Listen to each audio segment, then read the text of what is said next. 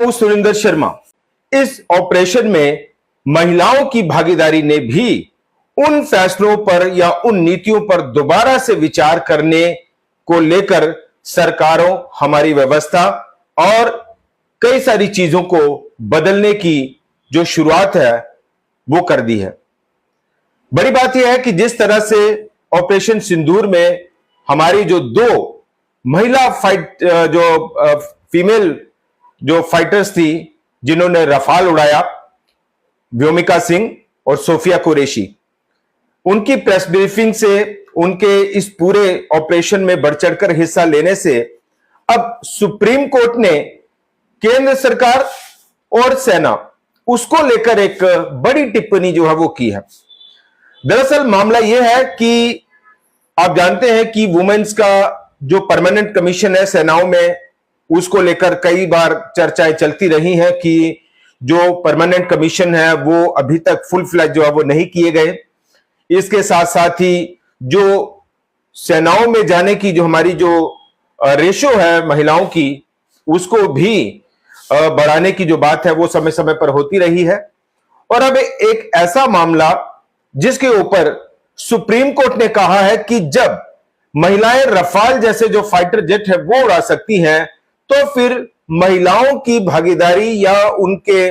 Selection का जो कोटा है उसको लिमिटेड क्यों रखा जाए। दरअसल एक मामला यह था कि दो हमारी जो महिला अधिकारी हैं सेनाओं में, अर्शनूर कौर और आस्था त्यागी, इनकी ओर से एक याचिका दायर की गई थी और याचिका यह थी कि एक विंग है सेना में, जज एडवोकेट जनरल जेएजी जैग, तो उसमें इन महिलाओं ने जो है वो दोनों वुमेन अधिकारियों ने, महिला अधिकारियों ने, अर्शनूर कौर और आस्था त्यागी, उनकी ओर से जो टेस्ट था वो पास किया गया। मेरिट पर भी उन्होंने जो है वो अपना नाम लाया, लेकिन मेरिट में अपने जो काउंटर पार्ट थे यानी जो मेल कैंडिडेट्स थे उनको भी उन्होंने जो है वो पीछे छोड़ा। लेकिन सिलेक्शन इस वजह से नहीं हो पाई क्योंकि इन पोस्ट के लिए 6 जो पोस्टें थी और 3-3 का कोटा था, यानी 50-50 जो है वो इसमें कोटा था। तो मेरिट में आने के बावजूद हमारे देश में यह कहा जाता है कि काबिलियत जो है वो उसको मौका मिलता है, काबिलियत को जो है वो परखा जाता है और काबिलियत के आधार पर ही जो है वो नौकरी मिलनी चाहिए या प्रमोशन जो है वो मिलना चाहिए। यह अलग बात है कि जो सिविल सिस्टम में हम देखते हैं कि रिजर्वेशन और रिजर्वेशन जो है वो उसमें प्रमोशन में भी और नौकरी लेने में भी वो एक अलग इशू है। हम उस पर फिलहाल अगर इस खबर की अगर हम बात करें तो इसमें मेरिट में आने के बावजूद अपने जो पुरुष कॉम्पिटेटिव जो एग्जाम दे रहे थे उनको भी पीछे छोड़ने के बावजूद जो है वो इनका सिलेक्शन नहीं हो पाया और फिर इन्होंने एक याचिका जो है वो सुप्रीम कोर्ट में लगाई और उस पर सुप्रीम कोर्ट ने ये कहा कि भाई अगर महिलाएं रफाल फाइटर जेट जैसे जो प्लेन उड़ा सकती हैं तो फिर जज एडवोकेट जनरल जो आर्मी का जो विंग है उसमें महिलाएं जो है वो कम क्यों हैं, उसकी रेशो कम क्यों रखी गई है, उसकी रेशो को लिमिटेड जो है वो क्यों किया गया है। और उसमें जो है वो जैसा हमने कहा कि 6 पोस्टें थी और 6 पोस्टों पर जो है वो 3 महिलाओं को रखना था, 3 जो है वो मेल कैंडिडेट्स उनको रखना था, 3 फीमेल्स को, यानी 50-50 रेशो को। तो कोर्ट ने जो है वो इसके ऊपर प्राइमा फेसी जो है वो ये कहा कि अर्शनूर कौर और आस्था त्यागी की जो याचिका है उसमें दम तो है और उनको अगले ट्रेनिंग कोर्स में शामिल होने की प्रक्रिया करने का जो निर्देश है यानी वो भी दिया कोर्ट ने। और ये जो पोस्टें हैं इसको ये भी कहा गया कि ये जेंडर न्यूट्रल पोस्ट है, यानी उसमें लिंग के आधार पर जो है वो पोस्ट नहीं होगी, जेंडर न्यूट्रल पोस्ट जो है वो इसे कहा जाता है। और उसके बावजूद इस बुनियाद पर जो है वो उनका सिलेक्शन नहीं हो पाया कि भाई 50-50 जो रेशो है, 6 पोस्टें हैं, 3 फीमेल्स को जाएंगी, 3 जो है वो मेल्स को जाएंगी। और उस पर जो है वो कोर्ट ने पूछा कि जब पोस्ट जेंडर न्यूट्रल कही जाती है तो महिलाओं के लिए सीमित पद जो है वो क्यों किए गए हैं और मेरिट में ऊपर होने के बावजूद जो है वो उन्हें इससे आगे जाने के लिए यानी अगला जो कोर्सेज कुछ उनको करने हैं, उसके लिए उनको जो है वो रोक क्यों दिया गया, उसके ऊपर पाबंदी जो है वो क्यों लगाई गई, और उसके ऊपर जो है वो उनको उसको मेरिट में आने के बावजूद जो है वो उनको इन चीजों से वंचित क्यों रखा गया है। तो केंद्र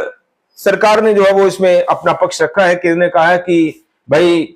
महिलाओं की भर्ती जो है वो एक कंटिन्यूस प्रोसेस रहता है, और ऑपरेशंस के मुताबिक और जो ऑपरेशनल रिक्वायरमेंट्स होती हैं उनके मुताबिक जो है वो हम इसके आधार पर जो है वो ये सारी चीजें तय की जाती हैं कि, और इसमें यह भी है कि महिला पुरुषों के लिए अलग एसएसबी जरूरी है। तो इसमें यह भी सरकार ने तर्क दिया कि भाई पहले जो है वो 70-30 रेशियो थी, यानी 70% जो है वो मेल कैंडिडेट्स का जो सिलेक्शन होता था और 30% जो है वो फीमेल कैंडिडेट्स का कोटा जो है वो दिया जाता था। लेकिन अब इसको हम धीरे धीरे जो है वो 50-50 के ऊपर लाए हैं, और इसके ऊपर जो है वो सेना की जरूरतों और तैनाती के आधार पर जो है वो इन चीजों को जो है वो देखा जाता है, और उसके आधार पर जो है वो सिलेक्शन प्रोसेस होता है। तो उसमें यह भी कहा गया कि सरकार ने कहा कि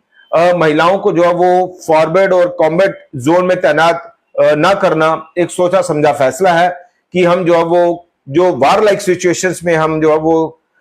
महिलाओं को आगे नहीं भेजते हैं या उसमें वहां तैनाती नहीं करते हैं, या फॉरवर्ड और कॉम्बैट जोन में जो है वो तैनाती ना करना, ये एक पॉलिसी मैटर है, और क्योंकि इससे दुश्मन संपर्क की जो आशा है वो बढ़ जाती है, यानी कुछ रिजर्वेशन जो है वो सरकार की ओर से जो वो दी गई है। लेकिन इसके ऊपर कोर्ट की तरफ से जो टिप्पणी की गई है, दो जो हमारे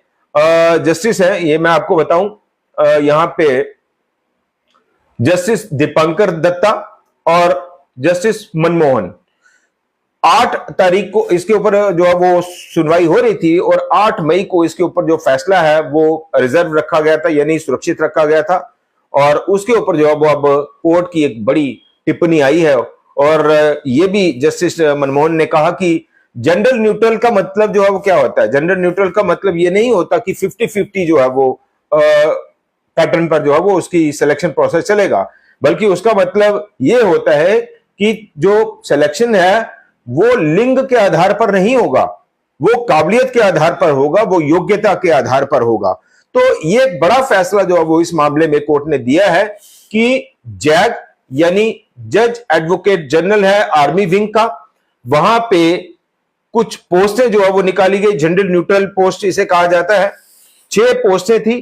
3 जो है वो मेल कैंडिडेट्स को गई और 3 फीमेल कैंडिडेट्स को गई, महिला अधिकारियों को और 3 पुरुष अधिकारियों को। 2 महिला अधिकारी जो थी, जैसा अभी हम आपको ये सारी जानकारी दे रहे हैं कि जो 2 महिला अधिकारी थी, अर्शनूर कौर और आस्था त्यागी, उन्होंने मेरिट लाया, और जो अपने मेल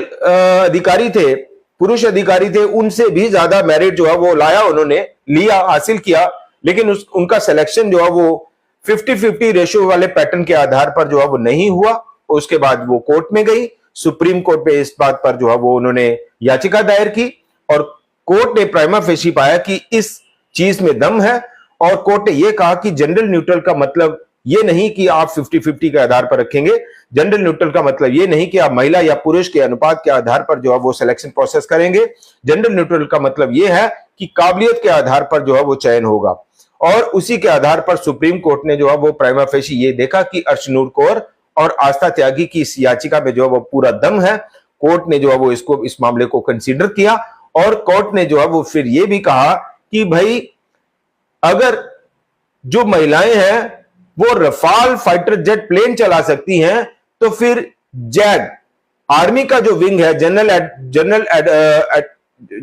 एडवोकेट जनरल है, उसमें जज एडवोकेट जनरल, माफ कीजिए, तो उसमें जो है वो फिर ये पैटर्न जो है वो क्यों चला जा रहा है कि भाई इसमें जो है वो फीमेल कोटा जो है वो बहुत कम रखा गया है। तो इसके ऊपर कोर्ट ने जो है वो बड़ी सख्त टिप्पणी जो है वो की है, और फैसला जो है फिलहाल सुरक्षित रखा, और ये भी कहा है कि अब जो इनको फीमेल जो अधिकारी हैं, इनको जो है वो अब जो आगे जो ट्रेनिंग कोर्सेज होते हैं उसमें शामिल होने की प्रक्रिया शुरू करने का जो निर्देश है वो सरकार को दिया है। फिलहाल इतना ही, नमस्कार।